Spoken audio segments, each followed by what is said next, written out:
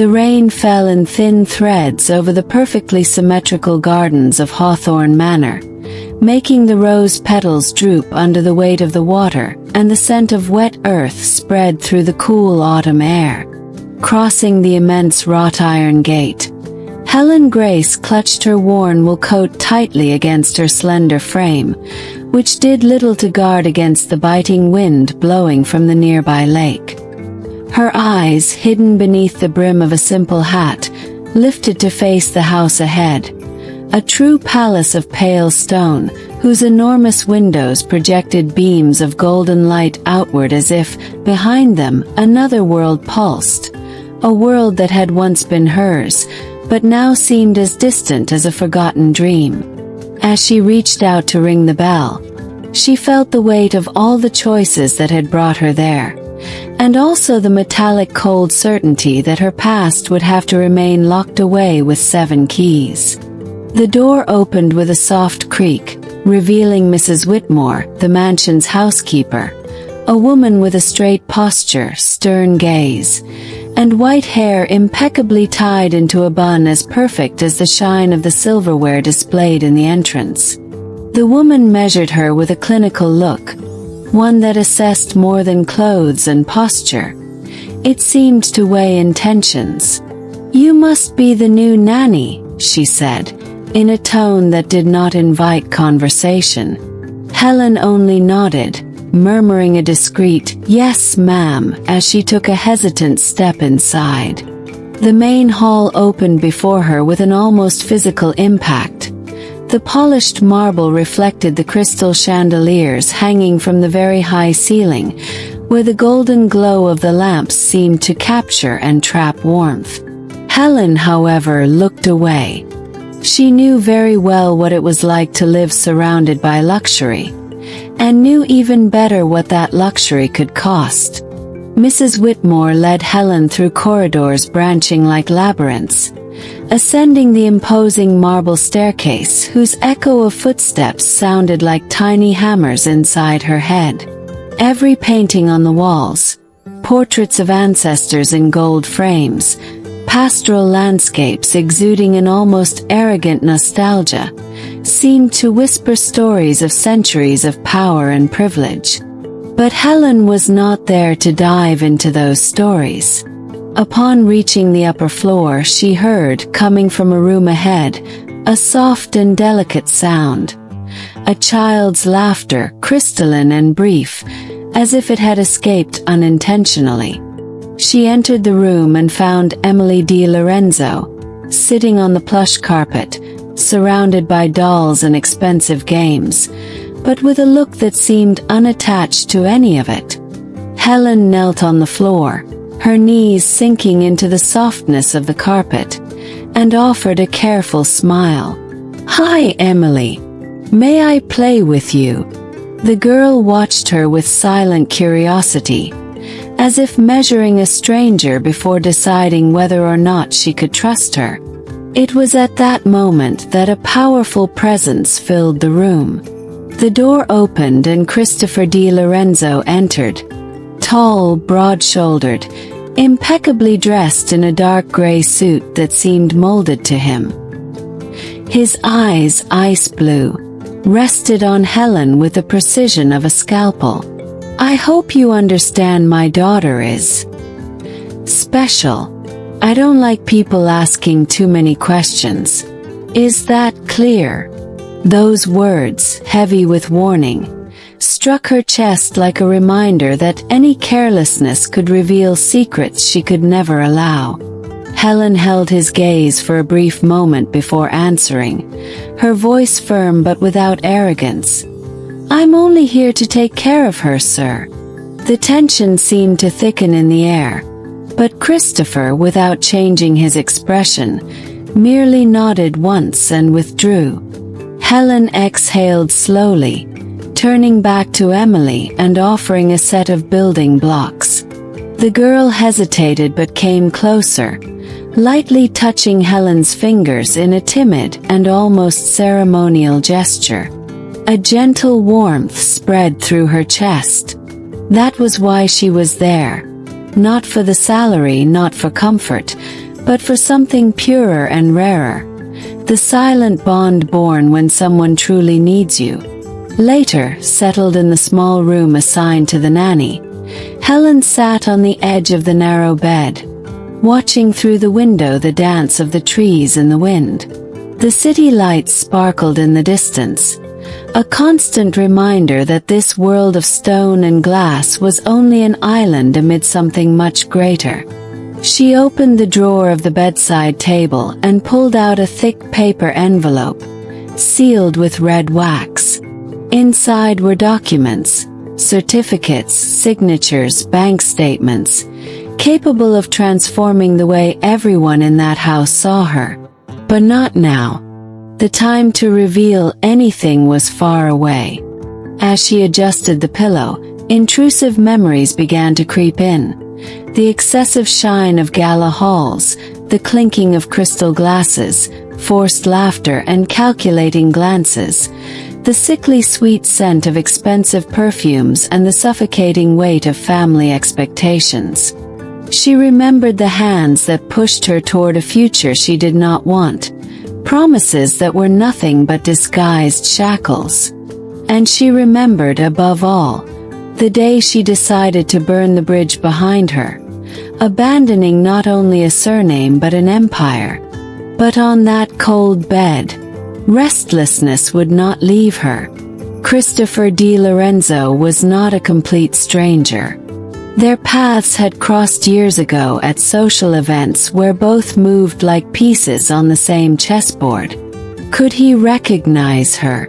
A gesture, an intonation, even the way she walked. Any detail could give away who she was and where she came from.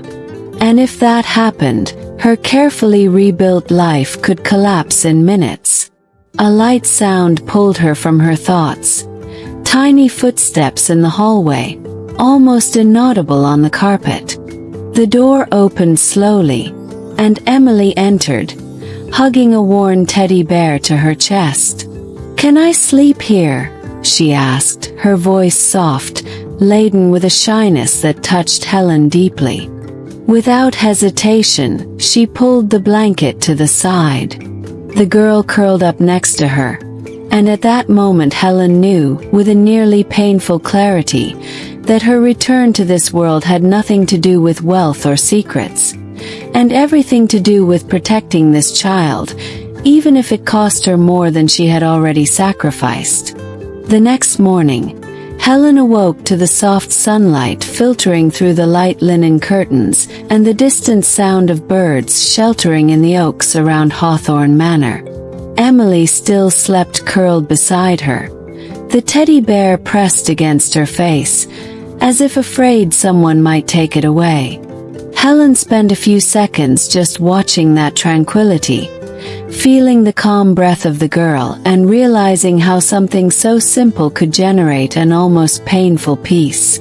As she got up, she was surprised by the aroma of coffee coming from downstairs, mixed with the scent of freshly baked bread, a vivid reminder of her childhood before money and titles suffocated every trace of simplicity. That scent wrapped around her with a dangerous nostalgia, as if for a moment she could believe she was safe there, when in reality she was walking on fragile ground. In the dining room, the table was set with almost ceremonial perfection. Fine porcelain, silver cutlery, starched linen napkins, and a fresh flower arrangement that looked like it came from a painting. Christopher Di Lorenzo was already seated at the head, reading the newspaper with the expression of someone weighing every piece of news like an investor calculating risks. When Helen entered holding Emily's hand, he briefly lifted his eyes just enough to cast a look mixing contained curiosity and silent appraisal. "Emily, finish your breakfast. You have piano lessons after," he said, without even addressing Helen, as if she were part of the furniture. The girl only nodded, but her hand gripped Helen's tightly, as if seeking an anchor in the middle of a hostile tide. As Emily ate slowly, Helen noticed details around.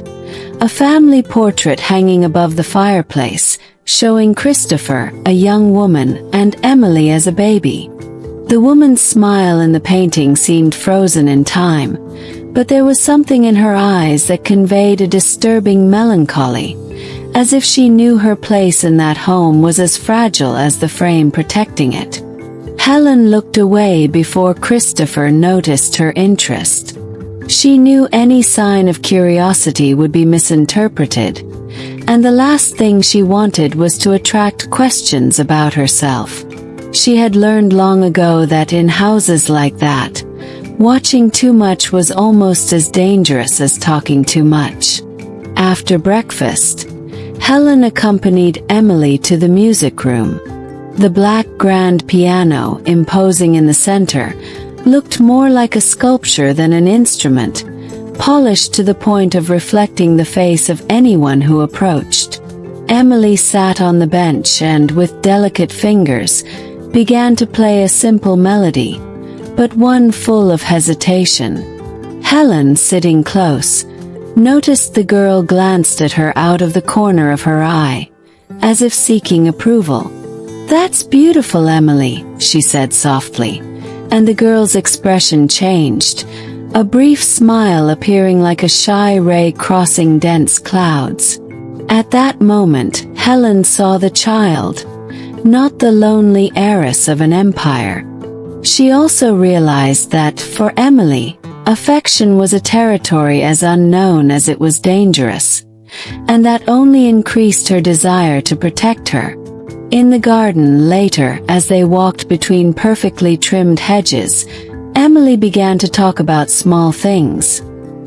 Her favorite flowers, the smell of roses after the rain, the lake where the ducks came to swim. Helen listened attentively, responding with little stories and questions that encouraged the girl to continue. It was like breaking through a thick ice layer by layer. But then, without warning, Emily said, "Daddy doesn't like when people talk too much. He says people talk only to take something from you." Helen felt her stomach churn. It wasn't just a lesson in prudence. It was a defense against a world she knew very well, the same one that had made her run away. Deep down, she realized that this man, although different from her in so many ways, carried the same invisible scars as someone who lives surrounded by people who measure others' worth in figures. Late in the afternoon, Helen found Christopher in the office, reviewing documents with an almost aggressive concentration. The room exuded power. Mahogany shelves filled with leather-bound books, old maps, a desk that looked more like a throne than a piece of furniture. He looked up when she entered to inform him that Emily was resting. "You seem to get along with her," he said, as if stating a fact, but there was a hint of suspicion in his voice. Helen simply replied, "Children only need to feel safe." Christopher frowned, as if the simplicity of the sentence was strange to him, and fell silent for a few seconds, as if trying to decide whether it was naivety or something deeper.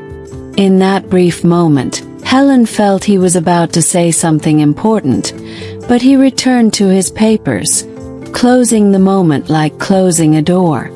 Later in the bedroom, Helen took out the red wax envelope again and held it for a long time, running her fingers over the smooth surface. Inside were the proofs that she was not just a nanny, but the only living heir to a conglomerate rivaling the Di Lorenzo fortune. She had left everything behind: assets, shares, mansions, in exchange for a life where she could decide who she was, without being measured by figures. But now, inside that house, surrounded by the same kind of opulence she had rejected, she felt the past brush against her skin like a cold shadow. For a moment, she wondered if fate was merely toying with her, placing her back on the same board she had fled from, but in an even more vulnerable position. The irony almost made her smile, but the weight of the envelope in her hands reminded her there was nothing funny about the situation. Closing her eyes, Helen saw herself back on the day she gave up her title. She stood before a crowded hall, the press cameras capturing every second, while her father announced the arranged engagement that would secure the merger of two fortunes. She, dressed like a piece in an auction, smiled politely until the moment when, with a calm that shocked everyone, she said no into the microphone and left, leaving behind not just the fiancé, but the whole life they had planned for her. The murmurs of shock echoed behind her, followed by camera flashes and voices calling her foolish, ungrateful, crazy. But for Helen, that had been the first moment of true freedom in years. She didn't know that by closing that door, she would open another that would lead her down a path of loneliness, temporary jobs, and false identities, all to avoid being found. But that night, while Emily slept and silence filled the corridors, Helen noticed something strange. Slow, heavy footsteps crossing the upstairs hallway, although everyone should have already been in bed. She opened the door quietly and saw no one, but had a clear feeling of being watched. The air in the hallway felt colder, as if someone had passed just seconds before. She closed the door, but her heart kept racing, and a restlessness took hold of her. Perhaps she wasn't the only one in that house with secrets to protect. Maybe, she thought, the secrets hovering over that mansion were even more dangerous than hers, and simply being there could trigger something she wouldn't be able to control. The next morning brought a heavy sky, with low clouds that made the light filtered and dull, as if Hawthorne Manor itself were under a layer of fogged glass. Helen, still unsettled by the memory of footsteps in the corridor during the night, stayed alert to the sounds of the house as she prepared Emily for breakfast. The girl seemed more reserved than usual, fiddling with her cotton dress as if avoiding saying something. Helen leaned in and asked softly, "Did you sleep well?" Emily hesitated, her eyes darting to the empty hallway before answering, "Sometimes the house talks at night." Helen smiled slightly, trying to ease the tension, but inside, those words echoed like a warning, a whisper loaded with meaning she still did not understand. At breakfast, Christopher was absent, and his absence made the atmosphere curiously less rigid. Emily spoke a little more, mentioning places in the house where she didn't like to play, especially a narrow corridor near the east wing, where, according to her, the mirrors don't like you looking at them. Helen decided not to press, but mentally recorded every detail. She had learned, still young, that a child's words, when repeated with that kind of seriousness, were rarely pure imagination. Watching Emily eat, she noticed how slowly the girl ate, as if savoring every moment beside someone who didn't rush her. Later, Helen took Emily to the garden, where the mist still hovered over the lawn like a thin veil. They sat near the stone fountain, and Emily, distracted, began dropping small rose petals into the water. "Do you like it here?" Helen asked, and the answer was a long silence, interrupted by a whisper. "It's less lonely when you're here." Helen felt her chest tighten, realizing that for that child, her presence was a rare refuge of human warmth. Helen's protective instinct intensified, and she promised herself right there that she would do everything in her power to keep that feeling alive for Emily, even if it meant risking her own safety. Late in the morning, Christopher returned, bringing the smell of the street and the air of someone carrying a world of responsibilities on his shoulders. He found Helen and Emily in the main hall, where the girl was trying to read a book aloud. He watched for a few seconds before speaking. "She's reading better. You've been helping her." Helen confirmed with a simple yes, but noticed his gaze linger a bit too long on her face, as if trying to fit pieces of an old puzzle together. The tension lasted only a moment, but was enough for Helen to feel her blood rush through her veins. In the afternoon, while Emily rested after lessons, Helen took the chance to discreetly explore the house's library. The towering shelves held old and rare books, some bearing marks of ownership from the Di Lorenzo family. One volume in particular caught her attention, a photo album bound in dark leather.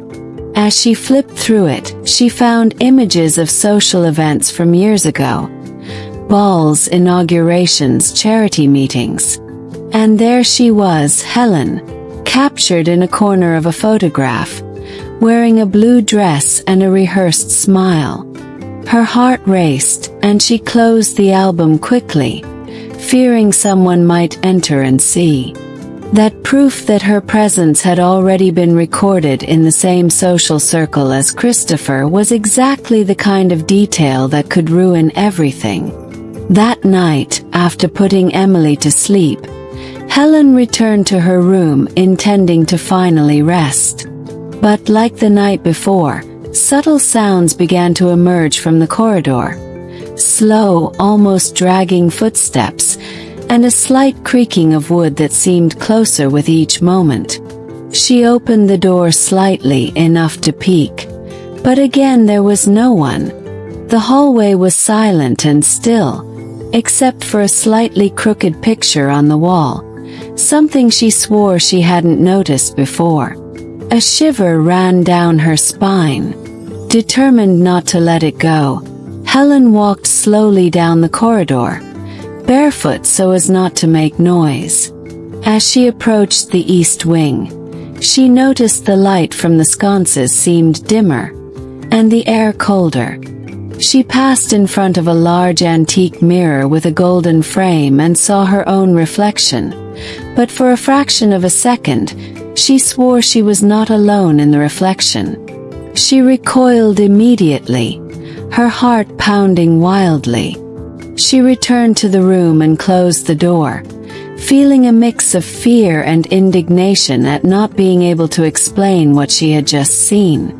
When she finally sat on the bed, still breathing heavily, Helen took the sealed envelope and held it in her lap, as if the physical weight of that secret could anchor her to the present. She thought about the irony of worrying about financial and family secrets when there was something darker in that house, something even Christopher might not control.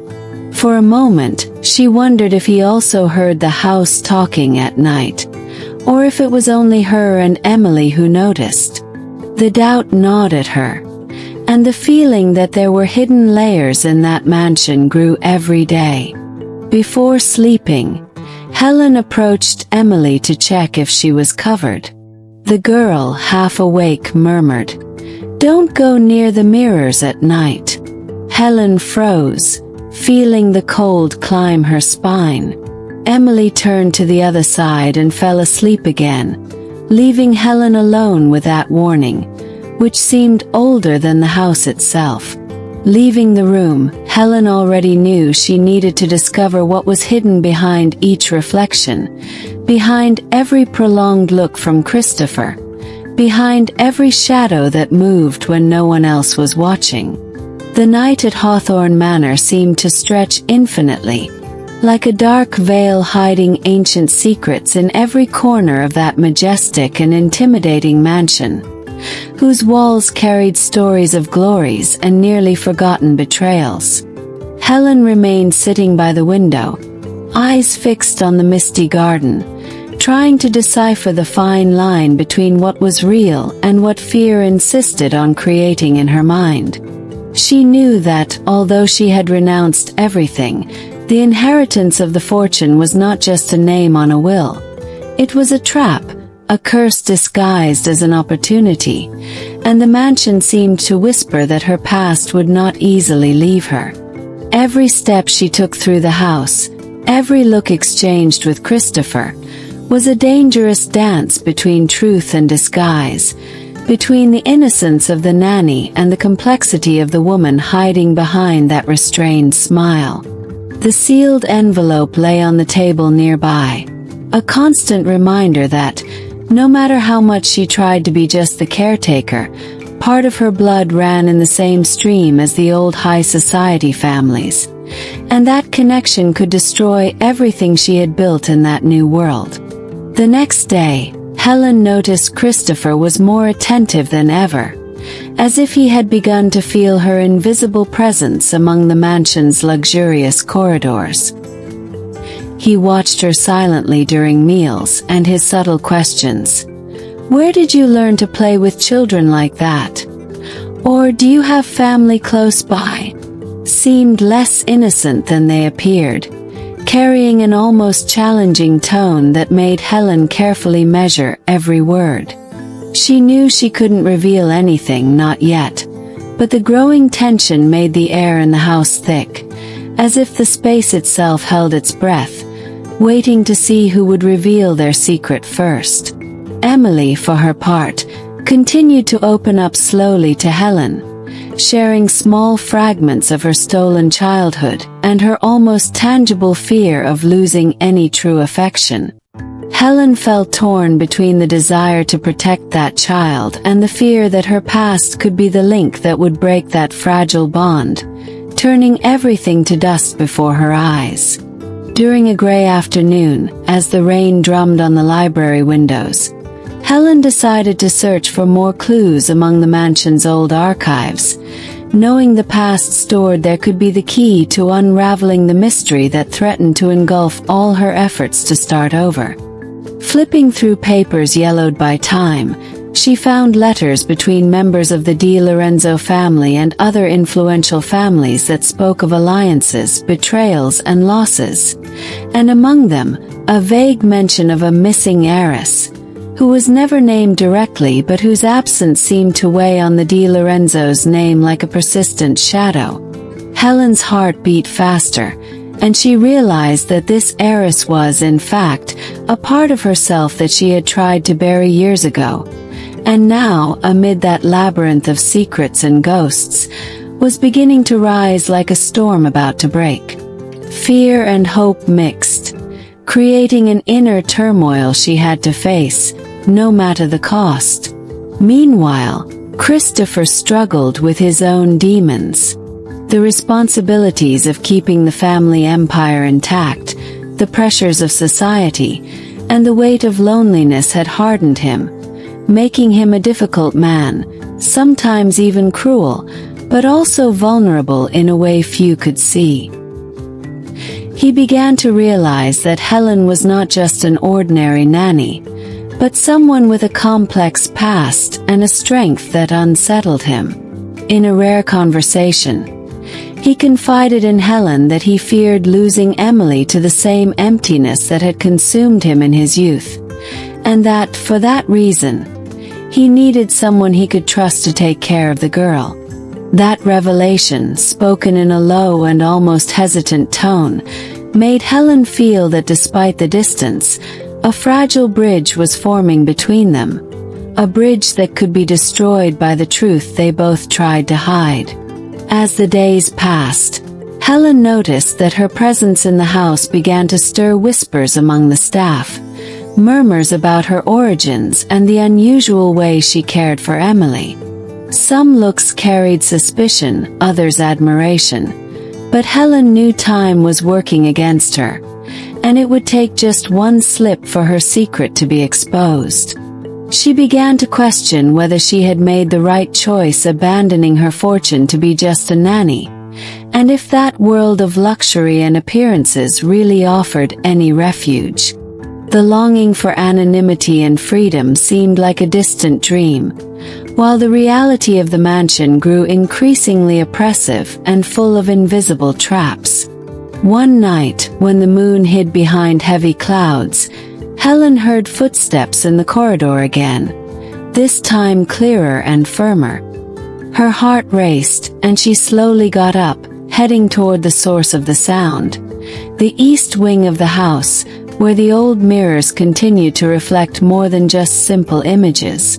Standing before them, she felt the cold air envelop her body and had the sensation that past and present were colliding there, at that very moment. An almost inaudible whisper ran through the corridors, a voice that seemed to call her name, mixed with the distant sound of children's laughter and muffled crying. Helen knew she couldn't run from what awaited her, and that to protect Emily and herself, she would have to face whatever was hidden in the shadows of that house and within her.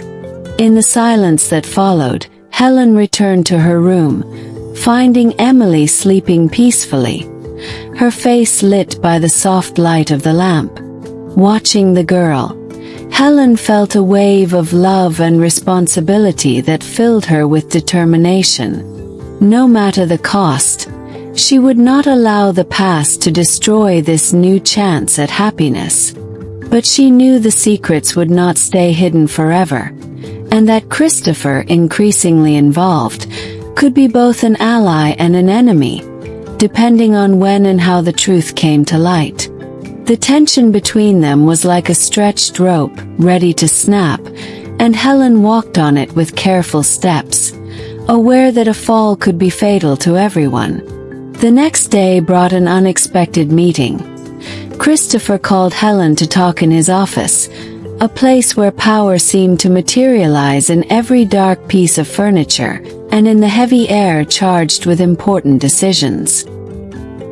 He spoke with a frankness that surprised Helen, mentioning that he was beginning to suspect she was not just a nanny, but someone with a past and an identity not revealed to him. Helen felt her blood run cold but stayed calm, listening to his words as if they were a veiled challenge for her to decide whether to come out of the shadows or remain hidden. The game of secrets was at its peak, and that meeting was a turning point that could seal fates or open unexpected paths. At the end of the day, Helen returned to her room, exhausted but determined. She placed the envelope on the table and opened it slowly, revealing documents that detailed not only her inheritance but also the conditions that made her give everything up. A silence contract, a promise made in the name of family peace, an agreement that isolated her from her rights to preserve an image and avoid scandals that could destroy empires. Reading those papers was like opening an old wound, but it also gave her clarity. She was not a victim, but a key piece in a game of power and choice, and only she could decide how to play from that point on. With that awareness, Helen prepared to face the uncertain future awaiting her, conscious that to protect Emily and herself, she would have to be stronger than she ever imagined. The next morning arrived slow and heavy, as if the overcast sky reflected the weight Helen felt in her chest. The revelation of the silence contract still burned in her mind, each word a sharp knife piercing the layers of her soul. She knew that document was more than paper. It was the symbol of the sacrifice she had made to walk away from fortune and privileges that, even rejected, still haunted her. However, as she prepared breakfast for Emily, her hands trembled slightly, and the fear that Christopher might discover sooner than she expected made her feel vulnerable. On the other hand, there was also a spark of hope. Perhaps in that hard and complex man, there was an unexpected ally, someone capable of understanding her reasons without judgment or resentment. During breakfast, Christopher watched Helen with a confusing mixture of curiosity and distrust. He did not hide his growing interest in her mysterious figure, and every gesture she made seemed to carry a hidden meaning he tried to decipher. When Helen suggested an afternoon in the garden for Emily, he noticed a sparkle in his eyes, as if the invitation had a double meaning, a way to create a safe space for everyone, away from the walls that held so many secrets. Emily smiled for the first time in days, And Helen felt a wave of gratitude, realizing that despite the dark past, she could still build something real there, even if as fragile as glass. As they walked through the garden, Helen took the chance to listen carefully to the stories Emily whispered among the flowers, trying to capture every nuance of her interrupted childhood and the fears that still haunted her. The girl spoke about a brother she never met, about the absence of her parents, and about the constant fear of losing the only person she truly loved. Helen. That simple confession, full of purity and pain, deeply moved Helen, who promised herself she would do everything to be the pillar Emily needed. However, that promise also brought a heavy burden, because to protect her, Helen knew she would have to confront ghosts from the past she preferred to forget. In the office, Christopher reviewed documents and planned strategies for the family business, but his mind often wandered to Helen and the questions she raised. At a pause, he looked out the window and murmured, "What secrets are you hiding, Helen?" It was a question filled with doubt and desire, a restlessness that consumed him without explanation. He knew that woman, so distant and yet so close, carried more than a simple past. She bore a burden that threatened to destabilize everything around. The internal battle between his duty to protect his family and his desire to trust Helen made each day an emotional challenge he was not prepared to face. That night, Helen sat again before the old mirrors in the east corridor, seeking answers in reflections that seemed to hide more than they revealed. She touched the cold glass, feeling the resistance of the past as an invisible barrier, and whispered to herself, "I can't run from who I am." She knew that despite fear and doubts, it was time to face the truth head-on, no matter how painful. The mansion seemed to respond to her challenge with a heavy silence, as if waiting to see what her next move would be in this chess game that mixed love, power, and betrayal. Meanwhile, Emily slept peacefully, unaware of the storm forming in the hearts of those two women who, in different ways, fought for a better future.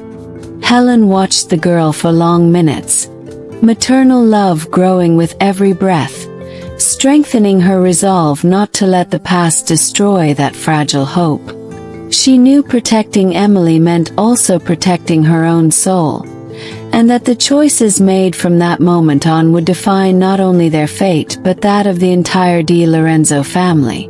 The next day, Christopher surprised Helen with an invitation for a walk around the estate, a gesture mixing curiosity, respect, and a veiled desire to get to know better the woman who was gradually becoming essential in Emily's life and his own. During the walk, the silence between them was comfortable, as if unnecessary words had been replaced by silent understanding. When Christopher finally broke the silence, mentioning the importance of loyalty and courage, Helen realized that man behind the hard facade also carried invisible scars and unrealized dreams. Later in the library, Helen found an old diary hidden among rare books, with notes mentioning a promise made to a long-forgotten child, a promise that seemed to link her family directly to the Di Lorenzo story. The discovery stirred conflicting emotions, mixing hope and fear, and reinforced her determination to uncover every buried secret, no matter how painful. She knew time was against her, and that to save Emily and herself, she would have to play the game of truth with care, courage, and a heart willing to forgive and fight. As the day came to an end, Helen returned to her room, exhausted but with a clear mind and strengthened spirit. The contract, the whispers in the house, the unexpected connections, and the growing love for Emily created an internal storm that challenged her to be more than a simple nanny, to defy the fate that seemed written in her blood. She knew the next step would be decisive, and that the line between salvation and ruin was thin and fragile. With a deep sigh, she prepared to face whatever came, ready to prove that true power lies in choice, in love, and in the courage to face one's own truth. The stillness of the morning at Hawthorne Manor was deceptive, for behind the heavy doors and velvet curtains, tension grew like a river about to burst its banks. Helen woke with the weight of the past crushing her chest, knowing she could no longer postpone the truth. Every second she remained in the shadows of that house made the lie more vulnerable, and the prospect of revealing her secret to Christopher became inevitable. She ran her fingers over the carefully kept envelope, feeling the rough texture of the paper, as if it held not only documents but the very essence of her sacrifice. The silence contract, the renunciation of fortune, all seemed a weight pulling her toward the abyss, and Helen knew she would need courage to face what was coming. The love she felt for Emily gave her strength, but the fear of judgment and rejection crept into her thoughts like a persistent shadow. In the living room, Christopher was organizing papers and making notes, his mind a mix of family and business concerns, but his attention often drifted to Helen. He knew something was hidden within her, and doubt began to erode his trust. During a casual conversation, he cast a sharp look and asked in a low voice, "Helen, why do you always seem so distant? What are you hiding from us?" The question hung in the air, loaded with brutal sincerity, and Helen felt her body tremble inside. It was not just the fear of being discovered but the real possibility of losing everything she had gained. The trust of Christopher, Emily's smile, the very freedom she had fought so hard to achieve. She averted her gaze, holding back tears, and responded only with a sigh, promising herself that the time for revelation was near, even if it was a painful and uncertain path. Meanwhile, Emily, innocent and joyful, continued to spread light throughout the mansion, unaware of the silent conflicts consuming the adults around her. She would ask Helen about her family, simple questions yet heavy with meaning, touching the unhealed wound of the woman who cared for her. "Tell me about your family, Helen," the girl said with wide, hopeful eyes. Each word was an arrow hitting Helen's heart, forcing her to lie, to invent stories that sounded enough to calm the child's curiosity but never told the full truth. The internal conflict grew because with every lie told, the distance between who she was and who she needed to be widened, threatening to shatter the fragile foundations of the new home she was trying to build. One quiet afternoon, Helen decided to delve deeper into the mansion's archives, searching for answers that could help her understand not only her own past but also Christopher's intentions and the hidden alliances of the Di Lorenzo family. Among the documents, she found a series of letters from her grandfather, filled with instructions and pleas to protect a secret that, if revealed, could destroy reputations and businesses. Those words, written with desperate urgency, showed that silence was not just a choice but an imposition made out of love and fear. Helen felt a mix of sadness and anger. The life given to her seemed like a gilded prison, and the responsibility of carrying that secret was a burden threatening to crush her with every step. Christopher, for his part, began to show signs of change. The rigid and controlling man started to reveal nuances of vulnerability, especially in the presence of Emily and Helen. One night, during a tense conversation in his office, he confided that he too carried his own secrets and regrets, that the family fortune was no synonym for happiness or peace. That unexpected and sincere confession brought them closer in a way Helen hadn't anticipated, showing that the truth, though painful, could be a bridge to deeper understanding. Still, the fear of judgment continued to create an invisible wall between them, a barrier that could only be torn down with courage and honesty. Amid this emotional turmoil, Helen received an anonymous letter, a veiled warning that someone in the mansion knew more than they should. The words, cold and calculated, said only, "Some secrets are better left buried." The impact was immediate. Paranoia took hold of her mind, and she began to suspect even those closest to her. Every glance, every whisper seemed to hide a conspiracy, and the feeling of being surrounded by invisible enemies grew day by day. What had once been a refuge was turning into a prison full of shadows, where truth was a currency too costly to reveal without devastating consequences. In the midst of this scenario, Emily suddenly fell ill, bringing silent chaos to the house. The girl, who was Helen's light, was now fragile and vulnerable, and the fear of losing her ignited a flame of desperation and protection in the woman who cared for her. Helen spent sleepless nights by Emily's bedside, holding her small hand and feeling the crushing weight of the responsibility she bore. That crisis made clear to everyone that, despite masks and secrets, family, at its purest, was made of love and sacrifice.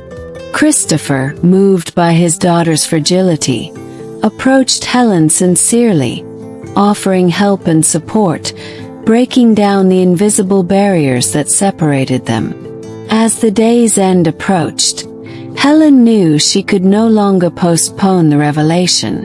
The decision to tell Christopher everything was a double-edged sword. It could save or destroy all they had built. She spent hours in front of the mirror, silently rehearsing the words she would have to say, preparing for the inevitable impact. The mansion seemed to breathe with her, each shadow reflecting the fear and hope that divided her heart. When she finally went to the office, she felt the moment was a kind of rebirth, a point of no return where past and future would collide irrevocably.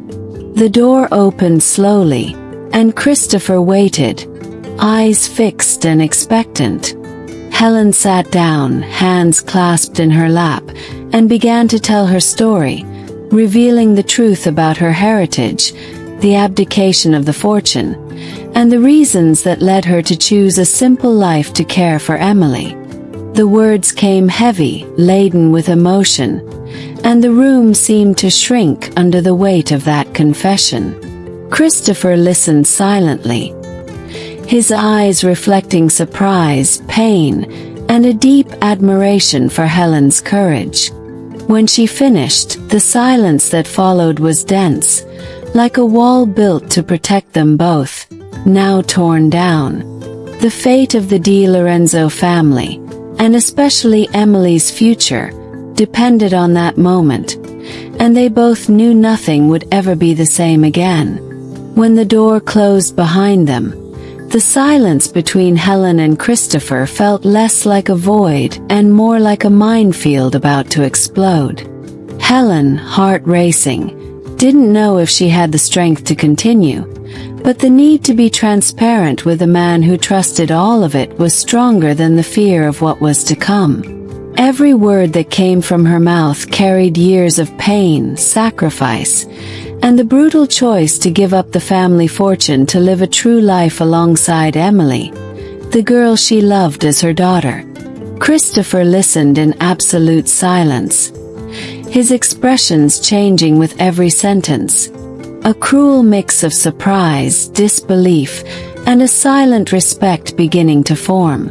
There was no room for judgment in that moment, only the weight of the revelation that would forever change the fate of those three intertwined hearts. Helen spoke about her grandfather's letter, about the secret that forced her to sign a silent agreement, and how that gilded prison seemed more suffocating with each day. She explained that it was not an escape but a conscious choice motivated by a love greater than any wealth, a love that chose to protect Emily at all costs. She told how money and power could corrupt, and that she preferred the simplicity of a true embrace over the coldness of an empty throne. Christopher, in turn, felt a spark of admiration grow within him, along with the certainty that the woman caring for his daughter was not just a nanny but an invisible warrior carrying the weight of the world on her shoulders. The realization that they were more connected than he had imagined began to emerge, dissolving the barriers that once separated them. But the revelation did not bring only relief. It opened wounds covered by silence. Christopher confessed that he himself hid dark secrets from the past, decisions made to protect the family that sometimes left him restless and tired. The conversation that could have been a confrontation turned into fertile ground for vulnerability, a space where two tired hearts found strength in shared truth. They did not need to be perfect, only honest. And that night, under the mansion's heavy shadow, the possibility of redemption seemed more real than ever. The past ceased to be a prison and became a map to guide the future. In the next room, Emily slept peacefully, unaware of the storm of emotions dominating the house. Helen looked at the girl with a mix of tenderness and determination, knowing that this child was the reason everything was worthwhile. She promised herself she would never let the truth or the shadows of the past destroy the fragile happiness they were beginning to build. Christopher's presence by her side now gave her the feeling she was no longer alone in this silent battle, and that together they could face whatever destiny had in store. The future, despite its uncertainties, now seemed a real promise, not a burden to carry. In the days that followed, the mansion's dynamic changed drastically. Christopher began including Helen in family decisions, recognizing her strength and the vital role she played in Emily's life. The silent respect turned into partnership, and what was once an employer-employee relationship became an alliance based on trust and understanding. The mansion, once cold and distant, began to pulse with new energy, where love, even amid scars, found space to grow. The revelation of the inheritance secret, instead of destroying, strengthened the invisible ties that held that family together. But not all was peace. The anonymous warning still hovered like a dark cloud over their heads, reminding them that the past is never truly buried. Helen knew she needed to be vigilant, that invisible enemies could appear at any moment to try to destroy what they had rebuilt. The letter was a cruel reminder that the secret she carried was not just a personal burden, but a weapon that could be used against them. This constant tension acted as a catalyst for Helen and Christopher to remain united, knowing that together they were stronger and that the real battle was still to come. On a rainy afternoon, when the mansion seemed submerged in shadows, an unexpected figure appeared at the door. It was a distant relative, someone deeply connected to the inheritance secret and now seeking justice or revenge. Their arrival brought a whirlwind of emotions and put everything at risk, testing the newly formed trust between Helen and Christopher. The confrontation was inevitable, and every word exchanged carried the weight of years of untold stories, broken alliances, and painful truths. The mansion that once seemed a refuge became the stage for a silent battle where love and fear faced off side by side. Helen, now strengthened by truth and the love she had won, faced that challenge with unexpected courage. She was no longer the woman hiding behind secret and silence. She was a warrior who knew the value of honesty and protecting what truly mattered. Her decision to give up the fortune was not a mistake, but the first step in building something genuine and lasting. Christopher, by her side, showed that real power was not in wealth but in the ability to forgive, trust, and love without reservations.